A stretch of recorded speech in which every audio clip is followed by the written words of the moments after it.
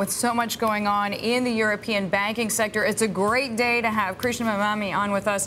Oversees $70 billion as Director of Fixed Income at Oppenheimer Funds. He does have European bank debt.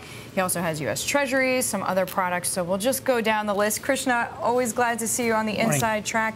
What do you make of Moody's downgrading Crédit Agricole and Sept? I mean, not a complete surprise, but the surprise was not including BNP Paribas. What does this mean if you hold Euro bank debt? I think it doesn't mean a whole hell of a lot. And the reason is very simple. The market is way ahead of what Moody's is planning on doing. If you look at European bank spreads, they are at their widest level ever. And doesn't seem like it's coming in anytime soon. So it follows the trend that the ratings agencies are following the market. Exactly. That is, the market is anticipating severe stresses in European banking system. And what Moody's says at this point is somewhat irrelevant. Krishna, yesterday, as we mentioned, Frédéric Oudéa, the CEO of Societe, was here and made a very strong case for the balance sheet health, let's say, of his bank, its ability to withstand a series of sovereign defaults in Europe, not just by Greece, he said, by all the so-called, he didn't say pigs, but we'll say it because it's a quick way of identifying those countries. The stock shot up. People seem to take at least some measure of confidence from his remarks. Do you feel as though the situation with European banks, in particular French banks, is a little overdone right now? Well, it certainly seems so. If you look at any of their numbers that we can see in terms of their exposures, in terms of their capital, their Tier 1 ratios, the likelihood that they have a big problem because of Greek default, I think, is a little far-fetched. That said, the problem we have is because the market has only one way of imposing its will on banks, which is equity prices.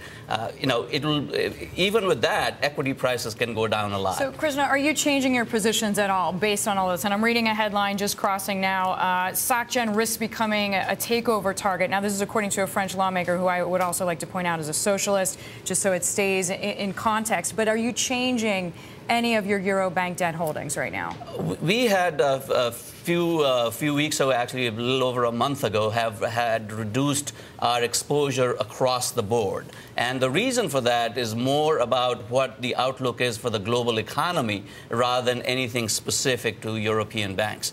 That said, the volatility outlook in European banks is significantly worse. So I think you, as a portfolio manager, you have to adjust the size of your risk based on that volatility expectation. Krishna, we know that as money has come out of Europe, it has been pouring into U.S. Treasuries.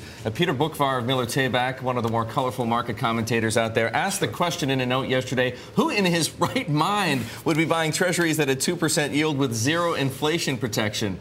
Is it a good question to be asking right now? Oh, absolutely. I think when anything is at 2% and it's likely to go down in price significantly over its life, I think we ought to ask that question. But I think the answer is pretty simple, which is a retail investor, for example, who has a lot of exposure to equities, wants one part of their portfolio to hold value if something really bad happens. And that's the primary motivation he has or she has to buy Treasuries. It's not because Treasuries yield a lot. If you're looking for a lot of income and yield, I think high-yield munis are probably a better instrument than Treasuries. Even credit is a better instrument. But they won't hold their value as much as Treasuries could. And we know that's part of what has sent the yield down, down, down. Absolutely. The price is sky high. This view of safety. Krishna, thanks for coming in. Krishna Memani, he is the Director of Fixed Income at Oppenheimer Funds.